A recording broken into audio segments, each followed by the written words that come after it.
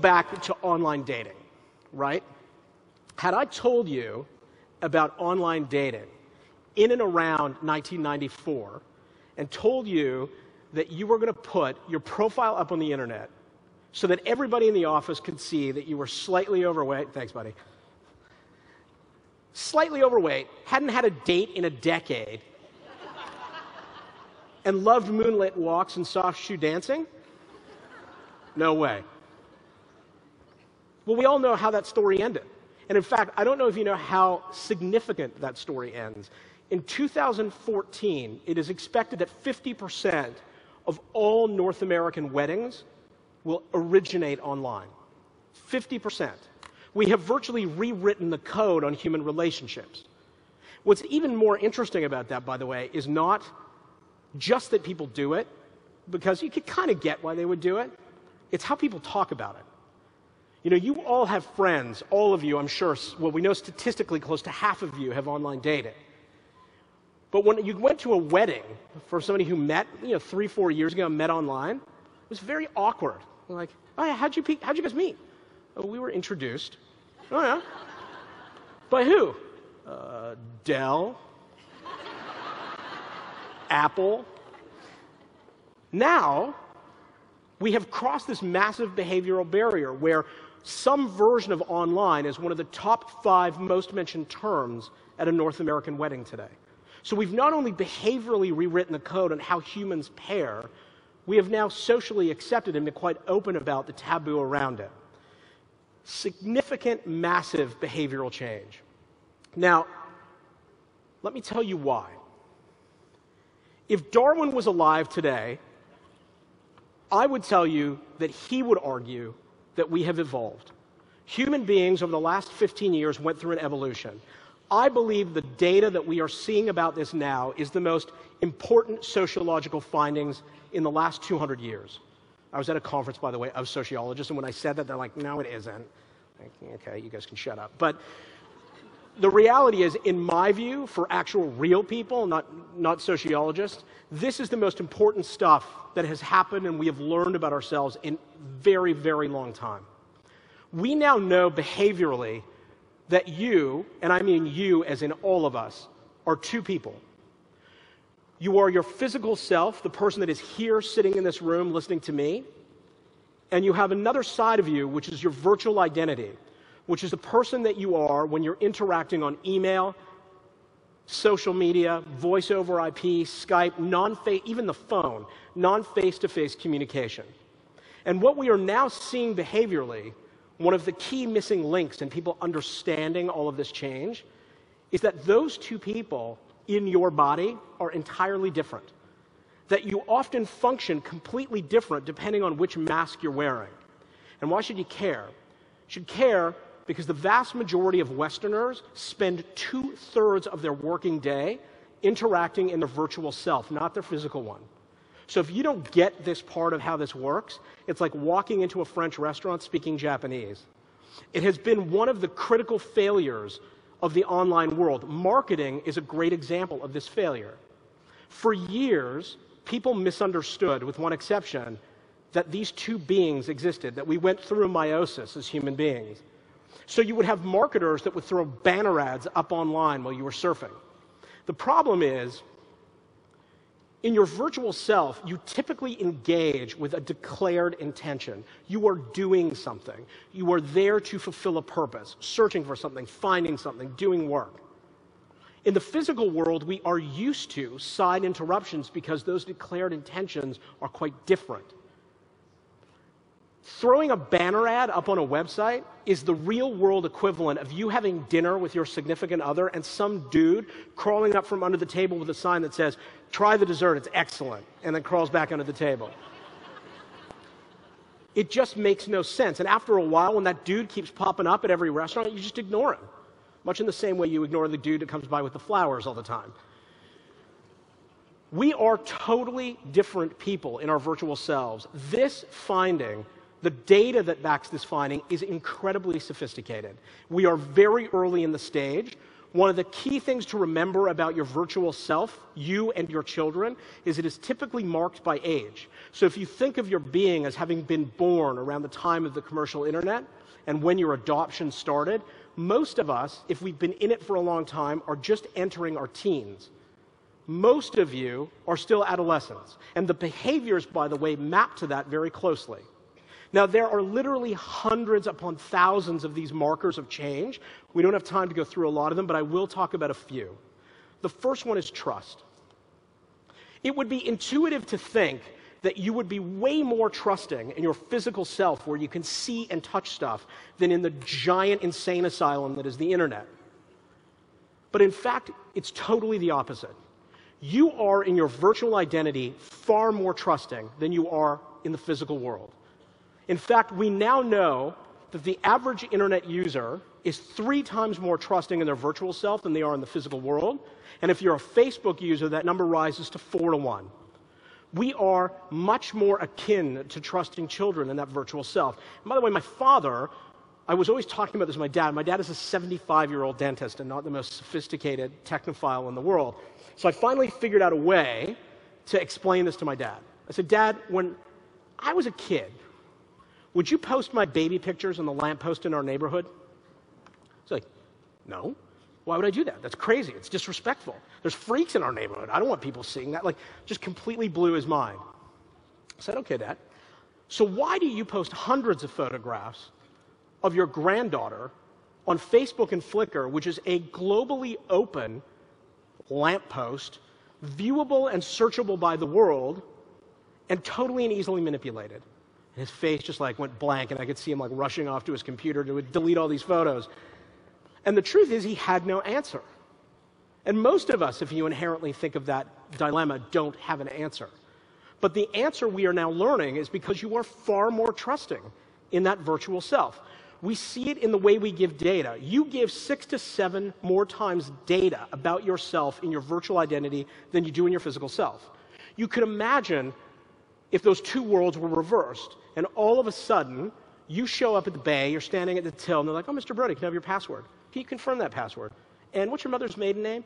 Would you like a newsletter from us? How did you find out about us? Can you just enter the code one more time? Can you write the caption at the bottom? You'd be like, Jesus, like, it would be totally violating and overwhelming to be going through that kind of data in a physical world.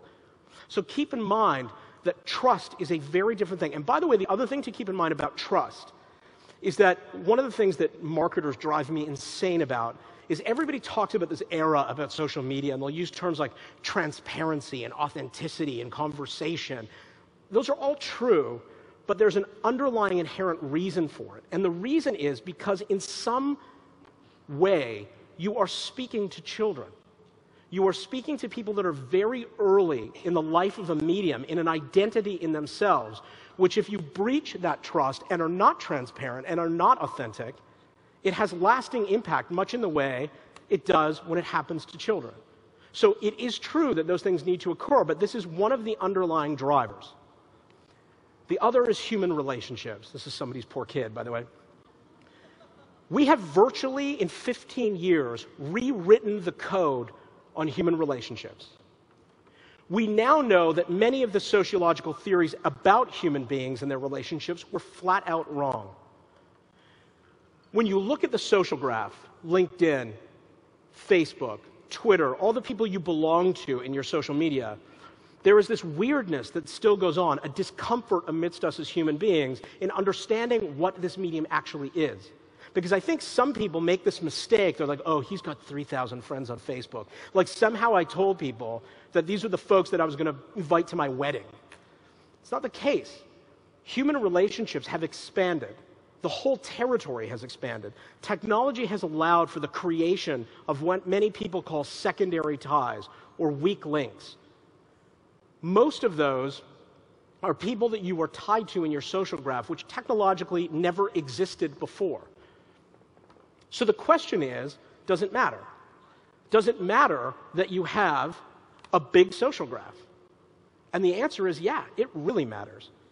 We are now seeing, through much of the studies that come out of Stanford, that the larger your social graph, typically the wealthier you are, the greater access you have to news and information, You are more recorded as happy, typically in a successful relationship, and have better access to job opportunities. So yeah, I would say it matters. And the reason why it matters is because it's a filter. As the data gets more and more proliferated, as we keep producing more and more data, inevitably you are not going to know what you want. Social relationships, as distant as, or even as remnant as they might be, are incredibly sophisticated in their largesse as filters. So Google is worth what it's worth because it was the beginning stages of a filter. And in 10 years, Google as we know it now is going to look like a black and white television. Social becomes an incredibly important filter for you, so the quality of that social graph actually today doesn't matter. It's the size of it that matters. And we know, as I mentioned earlier, that most of these theories around sociology were wrong. Roger Dunbar, use him as an example. Roger Dunbar was an Oxford sociologist who said human beings could only manage 150 personal relationships. If you ask my family, I can't manage 5. So people have thought, well, if Roger Dunbar said we can only manage 150, there's no way we can manage 3,000. Well, Roger Dunbar didn't understand the medium that was going to be created and what managing relationships that were secondary networks looked like. Stanley Milgram's theory that human beings were 6 degrees of separation from one another, we now know was wrong. That in fact, based on another study by Dr. Bakshi, human beings are 4.2 away from one another. 4.2 people. And that's a pretty significant sample, given that he's got 800 million people he's working with. Pretty statistically significant. Let me give you an example of how much your social graph matters. What we know, and what Dr. Bakshi has shown us, is that your secondary networks are in fact the most important networks in terms of the movement of news and information and opportunity. We know statistically that most people who have strong ties, the people that you would put on your wedding invite list, typically share content from those individuals 50% of the time. Your secondary ties, the people that was the guy that stuffed you in a locker in high school who just found you on Facebook, those people, you will typically share content 15% of the time. So the math is very simple. If you have 10 strong ties and 100 weak ties, you are going to 3x the volume of information you share from your weak ties than you do from the people that are close to you. So it really matters in terms of the movement of information, the size of that social graph. This is probably how you feel right now. Let me tell you another major change behaviorally that's happened. Most of us were trained in the Socratic method around knowing information. So when you were in school, somebody said, Brody, what's the capital of Poland? And you're like, I don't know. That method has totally flipped. In the last 5 years, we have moved from a system of informational memory to a system of transactional memory.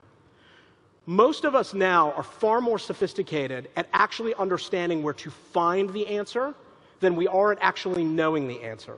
It's a highly, highly different skill set and extremely valuable. It changes the dynamics of everything from school to negotiations to how you run your daily lives.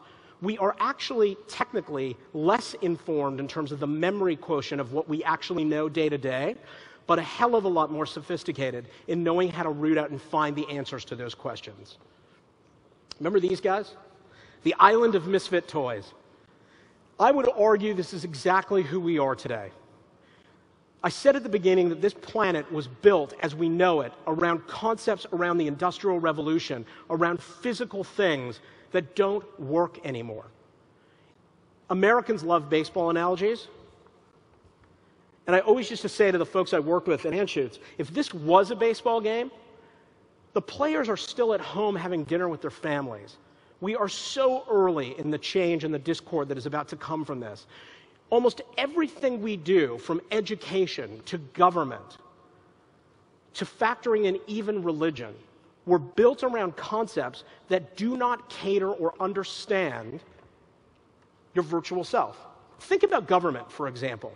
In North America and many other Western countries, we follow representative democracy.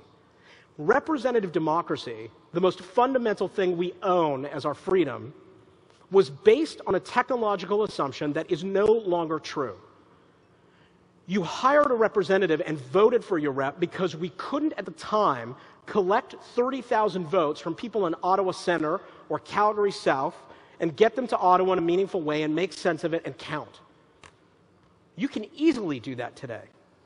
And in fact, what we are seeing, there are many projects of people, and I promise you in the next 3 years, much in the same way when Jimmy Wales talked about Wikipedia publicly and said to people, yeah, I'm going to create the sum total of human knowledge, and everyone's like, yeah, good luck with that. We will see an entirely rewritten electoral system written by private citizens that is more accountable, more followed, more democratic, and more responsive than the systems that the government uses today. It's in fact ridiculous that the government controls the education system, the election system. The education system is entirely different. Those theories no longer make sense. If you think about education, our company produced a movie which I don't think was released in Canada. It might have been. It was called Waiting for Superman. Did any of you see the movie Waiting for Superman? Right. So it was, I don't think it was a huge success here, I can see. The movie was done by Davis Guggenheim, and it was a critique of the American education system. We now know that in the United States, 36% of American high school students, 36% will drop out this year. Over a third of high school students are going to drop out. Now, that is too big of a number to say it's because these kids are lazy or stupid or American. The truth is that this model doesn't belong here anymore. It doesn't work. And I am, and many people are involved in changing that. I'm the founder of a company in Vancouver called GrowLab. And GrowLab is a very different kind of university. Instead of you paying us $40,000 a year to come and learn, you come to GrowLab and we pay you $250,000 to build companies with us and learn how to be entrepreneurs. There is a GrowLab now starting in almost every city, one here in Toronto called Extreme Startups. This is one of the ways this education system is changing. Let me talk about where we're going. I said I would end off in the last few minutes telling you where I think you need to focus your energies on the next 365 days. So one of the questions I get all the time is, what's next on the web? What's Web 3.0? And the answer is, who cares? It probably happened 20 months ago. It's irrelevant. What matters about the future of the internet is a computational version of everything I just told you. As we produce more and more data, it is going to be impossible for you as human beings to know what you want. This hard drive does not expand yet. So as the data increases, where the web is moving to is to an era of semantic analysis. Really thoughtful views while the computer monitors your behavior, knows your demographic, knows your social network, and understands to be able to spit back to you and tell you what you want before you even know you wanted it. And if you think this is science fiction, think about Amazon today. Today, 37% of the stuff Amazon sells is crap you didn't even know you wanted. And if you want to know how good Amazon is, take this test. On the next gift-giving occasion you have, tell your significant other to buy you a book. When they buy you a book, go to Amazon, see what book Amazon would have recommended for you, and see who knows you better. 67% of the time, you should have married Amazon. Remember these guys? You probably still owe them money, by the way. I'm here to collect. What's interesting about the web was built on a structure tied to largesse. It was about big. It was about large rooms, millions and billions of people, the Facebook story over and over again. What we saw at the end of 2011 and beginning of 2012 is a natural conclusion of human behavior, which is when you're in a party and the room keeps getting bigger and bigger, what do human beings do? They look for smaller rooms. So we are now in the beginning of the small room era of the internet, where you are going to see much more tightly focused niche communities of people in a scarce environment, because the internet is not scarce by nature. So we will start to create scarcity and start closing gardens around communities, which makes it better for the experience, better for marketers, better for recruiters, and frankly, better for consumers. So watch for the rise of the small room era of the internet. But the big change that's coming, in my view, is a virtual rewrite of the entire planet. Literally, as we speak, the rug is being pulled out from all of us. We are in the midst of teams of incredibly sophisticated people all over the planet rewriting everything we do from the ground up. The biggest driver behind that is data. So we are now entered into this era which many people talk about the era of big data. And I don't want to get into a ton about it except to say this. Data is the difference between failing and succeeding in almost every walk of business life today. The companies who figure this out are going to knock other people out of the way very quickly.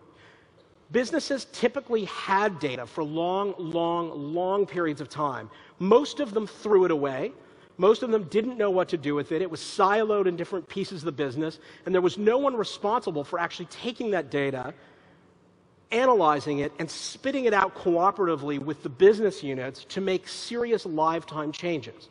Let me give you an example. There are many beer companies today that know exactly how much beer they need to ship from their warehouse in Toronto based on the location of the city, the number of hours of sunlight in that day, and the expected temperature. They can do that and ship and change that whole supply chain within 20 minutes. The Gap knows that when a sweater sells at a particular end cap in their Manhattan store, that they can fill orders within 300 miles within an hour to know exactly what the demand will be on that outlying radius. This data is so critically important going forward. Companies that were dead in the water will use it to survive, and companies that are living the high life are going to die by the vine by not using it. Let me give you an example about how a watch changed the banking industry in North America. This watch is called the Pebble, created by a kid from Vancouver named Eric Migakovsky. It is the highest evolution of just how lazy we have become. This watch basically connects to your iPhone so that you don't actually have to go into your pocket and look at it. So when somebody's calling, you can see it on your wrist, you can read email on your wrist, you can call somebody back. This watch changed the way the banking system works for most businesses. Eric and many other entrepreneurs like him could never have gone to a bank. Can you imagine walking into a bank saying, I'm 22, I got this idea for a watch, I don't have any money or any buyers, and I just graduated from high school, can I grab a couple $100,000 for you for this? No way. The banking system was causing huge deflation in the entrepreneurial community. Now through websites like Kickstarter and others, we can now raise money for projects, charitable or profitable, whatever you choose, by going direct to consumers and having them pledge to buy, literally going around the banking system. Eric wanted to raise $300,000 to produce this watch. In 1 week, he raised $10 million. $10 million of watches sold. No equity investment in his business. That was pure product sold. Now, not every business is going to generate that amount, but when you're looking for a couple $100,000 to build a product, you no longer have to go to venture capital, and you certainly no longer have to go to the banking business. This was an example of how a bunch of university students built a workaround, literally, around the banking system. We are also starting to work and rewrite our bodies, starting with our dreams. Dream On, which I would encourage you to download, it's free, is a very crude example of the changes that are coming. This was invented by a scientist, a sleep scientist in Europe, who realized that you could actually use your iPhone to program your dreams. We know that dreams are most influenced when you are at the beginning of your REM sleep cycle. So you buy this app, you take your iPhone and put it underneath your pillow, it will monitor when REM sleep begins, and you program it, you can see the night before, to tell you what kind of dreams you want. Do you want sunny brooks? Do you want sunshine? Whatever you want, they program codes for you to actually have an influence on what you dream. What's amazing about this, in its crudest form, in an iPhone underneath your pillow, is close to 25% of the people who use this free app record that it directly influenced their dreams. You can imagine what this is going to look like in 5 years from now. The other major, massive change that's coming is a virtual rewrite of the literal human being. How many of you saw this, by the way, the Tupac Shakur hologram at Coachella? So this is something I'm very proud about. Our company owns Coachella and the Coachella Music Festival, which is now the largest pop music festival in the world. What you are looking at is not a photograph. This is a photograph of a hologram of Tupac Shakur, a famous rapper who died many years ago. And if you were watching, I would encourage you, the first thing you should do when you get home, go to YouTube and search Coachella Tupac Shakur. And what you will see, when I said to you at the beginning that my job is to think about how live and human beings get disintermediated, this is an incredibly, incredibly important first step. When you watch that video, you will realize that until very near the end, it is impossible for you to really know whether this is live, a human being, or a hologram. Coachella, when you watch, when you were there at Coachella, the fans were raging. It was an intense energy. When the lights go up and Tupac Shakur is standing there, dead silence. Nobody knows what the hell they're looking at. Is Tupac Shakur alive? Is this his reunion? What the hell am I looking at? Because this was not a hologram of a recording like Obi-Wan Kenobi and R2-D2. This is a CGI'd, live interacting hologram. He was literally engaging with fans on stage and performing live with Snoop Dogg and Dr. Dre. An incredible, incredible change. And what you're seeing now is that many people, including us, are planning live tours of bringing the Beatles back. A live tour of Elvis Presley. And it sounds weird today, but today in Asia, you have tens of thousands of people going to concerts of holograms, much less sophisticated than this hologram, for avatars that don't even exist in human form, where people are paying money to go watch a character that doesn't even exist live in holographic form. And it probably would have sounded equally weird to you a decade ago if I said, yeah, you're going to go see the circus, and it's going to be about Michael Jackson. Cirque du Soleil's famous Michael Jackson show would have sounded like ridiculous a decade ago. So this is one of the examples of how we are rewriting the human body, the human code. You will see on major world events, major anniversaries, the Million Man March in Washington, a full live recreation with a hologram of Martin Luther King on the steps. This is a major, major historical change. Let me talk in the last minute about leadership, after I told you what a horrible leader I am. Leadership going forward, when you are in a market that is moving this quickly, has got to by nature change. And it's going to look a lot more like this kid. This kid basically did everything counterintuitive that you would have thought a leader should do. After working his life to get into Harvard, decided to drop out midway through to build a company that was a Me Too business where there were several sophisticated companies in the space, and then decided to turn down a $6 billion offer from Google to buy his business. His mother probably dead at close to that point from all of those decisions. Entrepreneurship is going through a massive historical rewrite. Most of what we do in leadership and management was tied to theories, again, back out of the Industrial Revolution. Entrepreneurship, if you look it out in every definition, it's always about ownership of a business and risk. The rewrite of entrepreneurship is going to scratch the word business out, and it's going to be ownership of a process. Entrepreneurs are not about owning businesses. It is a way of life. It is a lifestyle, a habit, a culture. It is a way of thinking around corners. And almost every institution will live or die by its ability to actually have entrepreneurs within the walls. It's incredibly difficult to manage, but if you don't manage it, you're going to lose people and lose opportunities. And it's so much not about owning businesses. This gentleman, Gokul Ramarjan, was a junior engineer at Google who invented and discovered AdSense for Google. 90% of its market value today was created by this guy who wasn't even a senior manager. And the key differentiation point between all of these, it's not about being smart. Smart is a commodity. You hire smart people. 100 years ago, smart was a problem. Education was not widespread. It was difficult to actually get a lot of smart people in a room with an equal level of education. Today, you are all smart. Smart is the low common denominator. The big difference is the ability to understand how to look around corners to take huge risks, be willing to fail, and be willing to get punched in the face 10 times out of 11.